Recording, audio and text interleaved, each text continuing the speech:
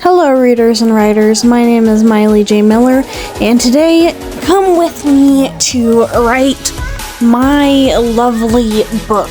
I'm currently writing 3 books as I edit a different set of 4, and it's been a blast to try to sit down and try to get these words in these past few days, and I haven't done one of these write with me videos in a really long time, so I thought, hey, let's put a twist on it and let me write while I also do other things such as talk about a story from my actual real life.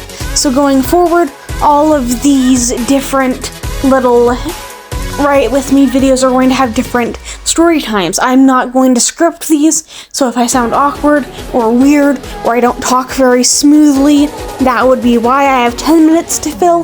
Hopefully these stories will last that long. But today I wanted to start with a story of my first ever novel. And now calling it a novel is kind of gracious and generous in that it wasn't a novel, it was a children's book. And I know there are some people who would argue that children's books are full novels. I don't consider them to be such because they are much smaller and much easier to write and sometimes illustrate if you have the artistic ability to do so. I ended up writing my first picture book when I was 4. I started writing at 4 years old, and I know it's kind of hard to believe sometimes, but I took off from there and I've been writing ever since. That very first book I ever wrote was on printer paper, 8x11, and I drew and illustrated it. But the big deal about this entire thing was that this book was a copycat, basically plagiarism, of a book called Silly Sally, and I can't remember the author right now, but I'll link her in the description of this video. But either way, I basically plagiarized as a 4-year-old Silly Sally book, but I changed the ending. And as context to this ending that I changed it to is something no child should ever be able to do. It's so strange how I did what I did, but it's definitely taught me a lot about writing and being able to get stuff done, and so I wouldn't have it any other way. Basically, I fell in love with dark fantasy through this procedure of writing this ending, and basically at the end of the Silly Sally book that I copied, this lady had gone through town upside down, and she'd gathered all these farm animals, and then at the end of the book she just went into town. But me as a 4-year-old thought, what if something different happened? It was like the Disney what ifs, but darker and more dramatic. And I remember writing that ending and presenting it to my family and being like, and after she got to town, she had a very nice meal. And all the friends that she'd collected in my version of the story, all the animals, she ate when she got to town. No kidding, a 4-year-old me wrote animal butchering in this children's book that I wrote. Obviously, I don't have that book anymore, but man, what I would give for that to be something that I actually still had my hands on, because that would be A, hilarious, but also really just a cool relic of my childhood. And now every single time somebody brings up that story, I am prone to being like, oh, here we go again, because it's something that my parents never have let me live down, and if that's not saying something, then I don't know what is, because that is an insane time. I think my favorite part of that whole situation is that even as a child, I was thinking of all these nefarious and horrible things that I could be doing to characters, and from then on I just fell in love with killing characters and creating dark trauma for all of my stories as I write them, fantasy and otherwise, because I do write in all genres. Now, I hope you like the video up until this point. It's very much a long-winded way of explaining what happened in my storyline of my early life of writing.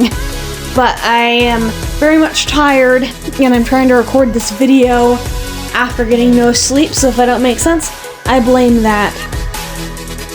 So, for the rest of this video, since I already kind of shared that story, and it very much wasn't long, and I'll be scripting these in the future. Don't you worry about it. I am going to be reading, first of all, several query pitches for the books I'm currently writing and editing. And second of all, I am going to read some excerpts from one of my projects that I can't really talk about. And that project that I am going to read from, I can't talk about the name, as I said just 2 seconds ago, but I'm just going to read a little bit from that story because I've been having an obsessed time with it, and I wasn't writing this story during this episode you're seeing here, but I was writing something else yesterday, and this is what I'm going to be reading to you here. So this is from chapter 3 of this work that I'm very new to. I didn't really plan in advance to work on it, but I'll just read a paragraph of that, and then I'll go into the query letter for other works, including the one which I'm writing in this video. Chapter 3, Ringlands. The city was empty. Zayden had touched down at the heart of the ring he overlooked from the distance. The journey took a lot of hopping from ledge to ledge, then from roof to roof. He made it to what looked like a market, or what would have been one if it was full of wares and people. Currently, it lacked the presence of both life and anything outside of a few stalls whose banners flapped in a gentle stream of wind. So that is part of what I wrote. I don't want to go too much into it, simply because I don't want to spoil things, but now we get to the fun part, which is the little pitches and queries of the books that I am currently writing. And hopefully this will be well worth the wait. I know I just kind of went over a ton of stuff, including a story and just a snippet, and you're probably already bored, but we're just gonna keep on going, and hopefully somebody likes this kind of content, because I like recording, and it's definitely more peaceful than the tutorial videos I have planned and have already recorded.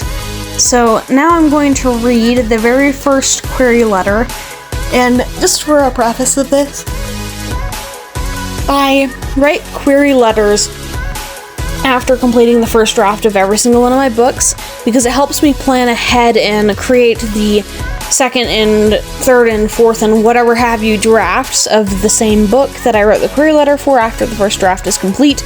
That way I have some sort of guideline and trajectory to focus on during my edits and revisions of those works.